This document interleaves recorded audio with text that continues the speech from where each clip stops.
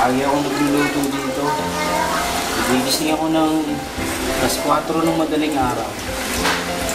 Tapos, nagpiprepare ako ng baon ni Yancy. Tapos,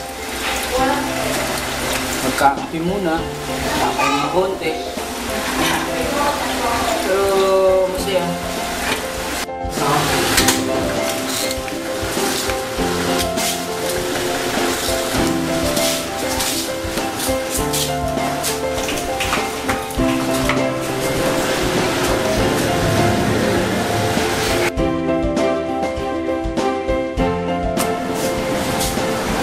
Yung produkto namin.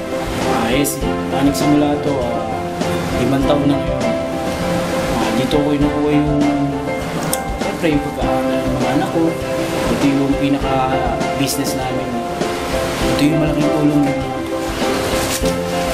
nangyari sa buhay namin, nagkaroon ng business. Ngayon, dahil sa nagawa ko na ito, i-deliver natin ngayon sa Nueva Ecija. Sana maging mabayaran ako at para maganda yung blessing. Yun, tara na. Kumain ako para i-deliver ito ngayon.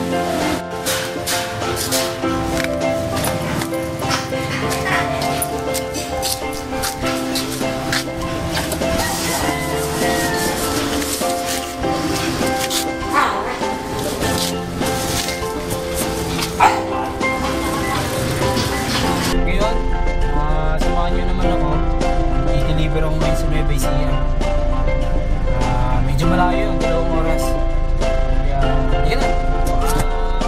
Sabihin na tayo.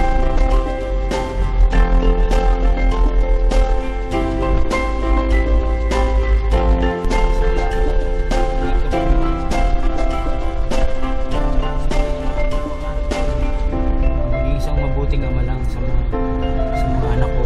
At maging isang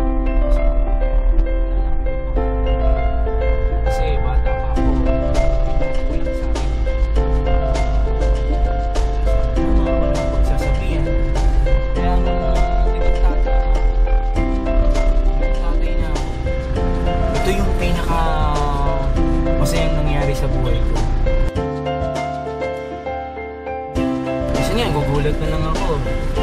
Pag yung kinakailangan ko talaga ng financial, tatawag lang ako sa kanya eh. Nanalangin ako, Lord, bigyan mo naman ako ng tuition ng anak ko. Minsan, saglit lang. Kinabukasan, minsan may order sa akin. Sabi niya, Marvel, kung deliveran mo ako, may pabili ka na ba dyan? Ilista mo itong mga kailangan ko. Sige po, salamat po. Yun, talaga yung makakatuwa talaga sa Panginoon kapag lumapit ka sa